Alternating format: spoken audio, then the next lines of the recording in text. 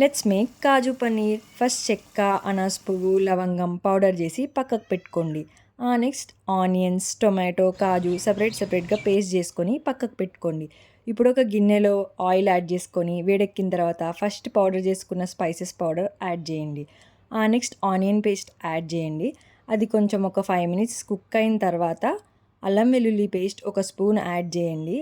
అది పచ్చివాసన పోయిన తర్వాత టొమాటో పేస్ట్ యాడ్ చేసుకోండి. ఒకసారి అంతా కలిపి ఒక 5 మినిట్స్ కుక్ అవనివ్వండి. 5 మినిట్స్ మంచిగా కుక్ అయిన తర్వాత కాజు పేస్ట్ కూడా యాడ్ చేసుకోండి. అంతా ఒకసారి మళ్ళీ కలిపినాక ఆయిల్ ఇలా బయటకు వచ్చినాక పసుపు, ఉప్పు, కారం యాడ్ చేసుకొని ఒక 10 మినిట్స్ కుక్ అవనివ్వండి.